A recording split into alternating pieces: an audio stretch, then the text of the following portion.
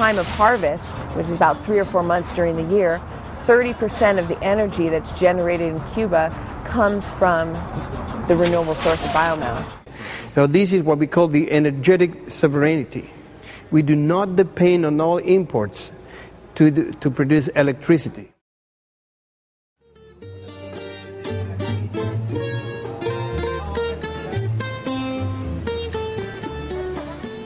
The problem is what the people said about Cuba in the States is not what we are doing here. Many people there think how they can survive if they don't have anything. Okay, come here and you can see how we can survive. In this way we can begin to understand each other and to know how to think. Mankind is burning in 1 century all the oil accumulated by nature during millions of years. And that is absurd, completely absurd. I don't see that countries who depend largely on imported oil are thinking about alternative sources of energy. They are just planning for the next week. If I'm in Cuba, I say, people, we have problems. We must turn off all the lights that we are not using. And everybody said, okay, we are going to turn off. But if I say in the United States, people, we must turn off all the lights because we need, everybody say, why if I pay? The problem is we must change how we think.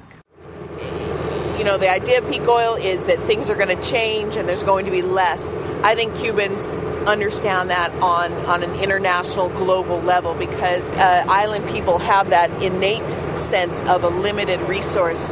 And also they realize in terms of energy, if they want to be politically independent, they had to be economically independent. To be economically independent, you have to be energy independent. Is oil going to last in the next 10 to 15 years? Who knows? Maybe not. Maybe in Cuba we find an enormous oil tank underground for 50 years more. Or wonderful. We have 50 years more. But the security of supply is getting more risky day by day. And there is also this hope to find in the deep waters of the Mexican Gulf good petrol. But people don't think about that as an asset. No, we're going to improve their life here. No, we're going to sell it, because people know that we don't need that to live. You know what I mean?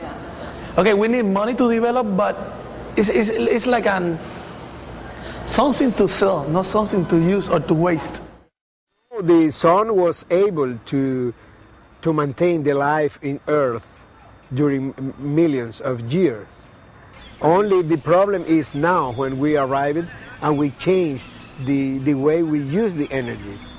The problem is if the sun has been enough to sustain the life and now we cannot sustain the kind of society we have in our planet.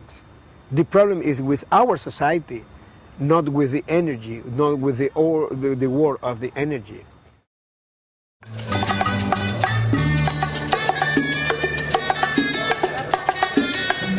Quisiera darte, mi niña, un viaje a la luna, que todo aquello que anhelas pudiera ser.